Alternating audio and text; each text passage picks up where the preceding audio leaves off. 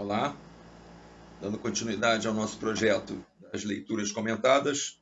O tema hoje é o surgimento das cidades. Precisa esclarecer inicialmente que agora estamos entrando no período conhecido como História Antiga. Então saímos da proto-história e entramos no período reconhecido como História. E nesse momento da História Antiga. A História Antiga nós vamos estudar algumas sociedades, inicialmente entendendo o surgimento das cidades. Depois nós vamos ver as sociedades surgidas na região da Mesopotâmia, Egito, Grécia e Roma. O estudo desses 4 períodos fundamentam a chamada História Antiga. Então vamos lá compreender o surgimento das cidades. Primeiramente, essa transição, esse período, um longo período de tempo que vai ocorrer entre aqueles homens que nós estávamos estudando até agora, aqueles homens que andavam meio que em bandos, né, e que viviam de uma forma ainda muito rudimentar, foram dominando aos poucos o uso da pedra, o uso do fogo e o uso dos metais. Em algum momento eles foram tendo um novo tipo de desenvolvimento, de sociabilidade, a ponto de que agora, na antiguidade, a gente já está tratando de sociedades que vivem em cidades. Agora, o que aconteceu durante esse período, como se deu essa transição, por incrível que pareça, os historiadores ainda não têm informações passo a passo dessa evolução. Então, se você observar, na nossa leitura comentada anterior, estamos tratando de seres humanos ainda muito rústicos. Agora nós já vamos começar a tratar de sociedades organizadas, sociedades com governo, com leis, com trabalhos coletivos, onde existia uma hierarquia. Então, essa transição, até hoje, a gente perdeu esse ponto aí de transição. De qualquer maneira, são as informações que nós temos, e que já são muitas, mas fica essa lacuna, que pelo menos você perceba que existe essa lacuna aí aberta, certo? No nosso conhecimento da humanidade. O surgimento das cidades. As primeiras cidades. O cultivo da terra permitiu que as sociedades produzissem mais alimentos. Com isso, a população humana cresceu mais rapidamente.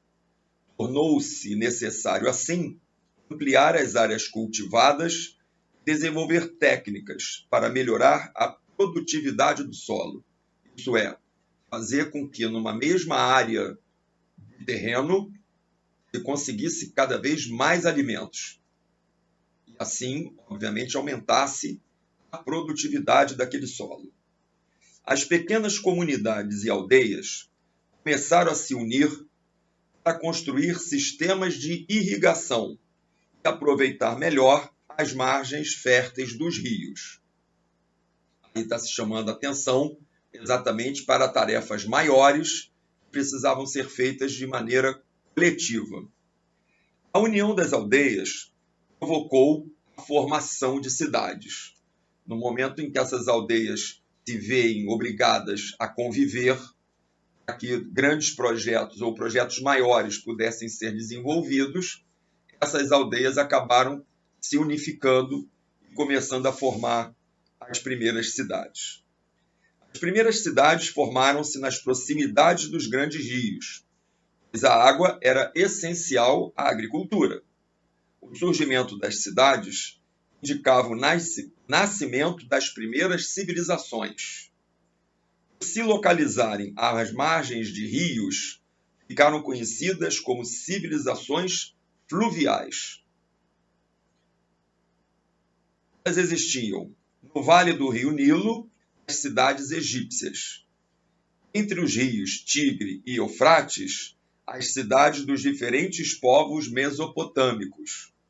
Nos vales dos rios Huanghe, que quer dizer amarelo, e Yangtze, que quer dizer azul, as cidades chinesas. E no vale do rio Indo, as cidades arapenses. As terras hoje pertencentes à Turquia, ergueu-se cerca de 9.000 anos atrás a cidade de Çatalhöyük, uma das mais antigas do mundo. O núcleo urbano de Çatalhöyük surgiu graças ao desenvolvimento da agricultura e da pecuária na região. Ao contrário dos agrupamentos humanos anteriores, as cidades tinham duas características básicas: maior divisão do trabalho e centralização política. O comércio e a divisão de trabalho. A maior parte da população das cidades trabalhava na agricultura e na criação de animais. A construção de sistema de irrigação e de outras técnicas agrícolas ajudou a produzir excedentes, ou seja, a obter mais alimentos do que o necessário para o consumo. Esses excedentes puderam ser trocados com os excedentes de outros povos, dando assim origem ao comércio. Como se produzia mais que o necessário para a sobrevivência, o excedente de alimentos sustentava também um grupo de trabalhadores que se dedicavam a prestações de serviços, como médicos, soldados, sacerdotes, etc., ou a fabricação de objetos, cerâmicas, instrumentos de metal, tecidos. A especialização de trabalhadores em determinadas atividades profissionais é o que chamamos de processo de divisão do trabalho. A especialização do trabalho permitiu duas inovações técnicas muito importantes: a confecção de tecidos e a cerâmica.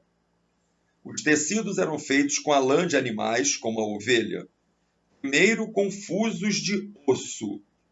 Fiava-se a lã, depois os fios eram tecidos em teares muito simples. Os objetos de cerâmica eram produzidos com argila modelada à mão e cozida em fornos.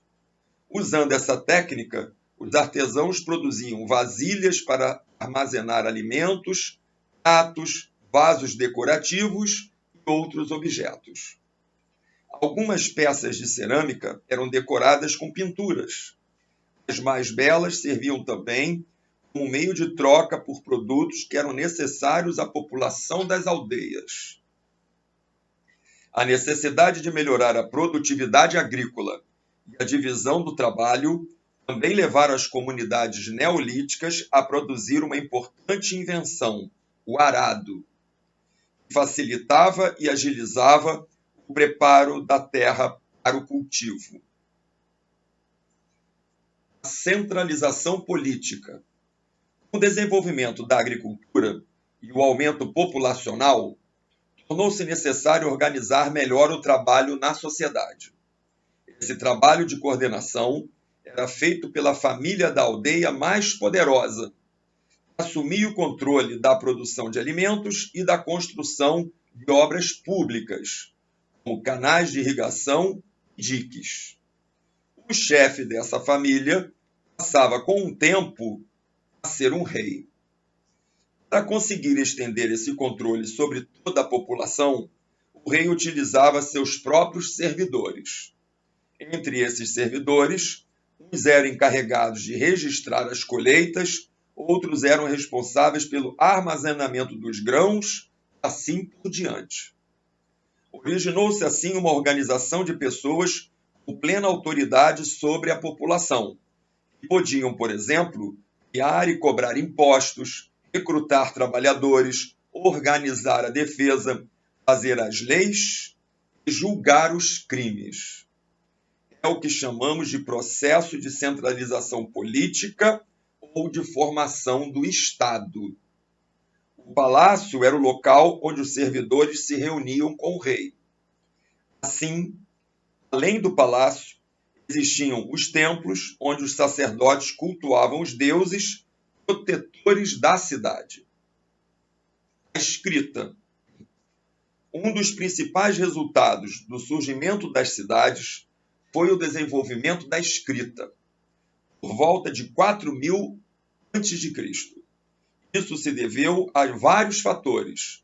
Entre eles, destacamos a necessidade de contabilizar os produtos comercializados e os impostos arrecadados pelos servidores do rei. O levantamento da estrutura das obras exigiu a criação de um sistema de sinais numéricos para realizar os cálculos geométricos. Com a escrita, o ser humano criou também uma forma de registrar as suas ideias e de se comunicar. A linguagem escrita é especial porque permite que a vida de hoje seja conhecida pelas futuras gerações.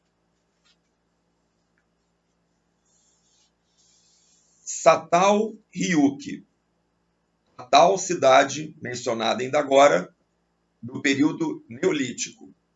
No final da década de 1950, foi descoberto na atual Turquia o sítio arqueológico de Satal Ryukyu. A antiga cidade, localizada na Ásia Menor, é um dos raros exemplos de sociedade urbana surgida antes do Estado centralizado. A cidade ocupava uma área de 13 hectares, com construções feitas de tijolos de barro. Praticamente não havia ruas. As casas eram construídas encostadas umas nas outras. As portas e as janelas das casas ficavam no teto, e era por ali que as pessoas transitavam.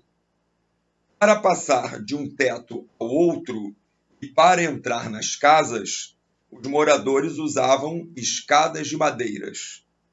Não havia palácios na cidade e não foi encontrado nenhum vestígio que indicasse existirem grupos privilegiados.